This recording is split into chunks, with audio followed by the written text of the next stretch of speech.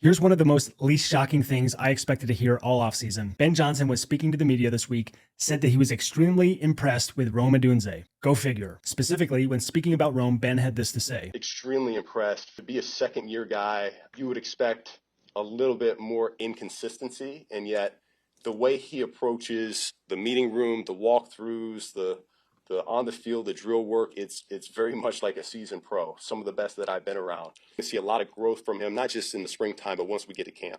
Now, it doesn't take a genius to tell you that Bears fans, for the most part, love Rome Odunze. It doesn't take a genius to tell you head coaches, assistant coaches, coaches at all levels will love Rome Odunze. He's very likable. He's very charismatic, humble. He works hard. He's just a grinder, and he's extremely talented. Antoine Randall L. even said that when he was grading Rome Odunze, he had him as his favorite receiver in the draft. Sincerely, for me, Rome is one of my favorite people on the Bears. It wasn't a best year, but as a rookie receiver, how much can you expect to produce, especially when the likes of DJ Moore and Keenan Allen are competing with you for targets, right? Everybody's got to eat. And when you're the rookie receiver competing for snaps and targets and catches with the likes of those two, it's going to be hard to get the same production that you would get out of a Malik Nabers, who was the one and only guy in New York. I felt that, of course, at times, Rome did look like a rookie. The chemistry he was trying to develop with Caleb, it didn't hit right away. It wasn't a seamless synergy. It wasn't a seamless click, despite them being friends and them being close. It was a mess. And I don't trust that anybody on that staff last year was going to be able to get the best out of Rome. This year, Ben Johnson, that is his calling card. That is his forte. Now let's take Rome's rookie year and compare it with the likes of Malik Nabers. Malik played 2 less games than Rome, had double the catches. Rome had 54. Malik had 109. Malik had 1,200 yards. Rome had 734. Malik had 7 touchdowns. Rome had 3. Rome had roughly 100 targets. Malik had 170. You can see that target share is different. You can see that volume is different, right? That production is going to be different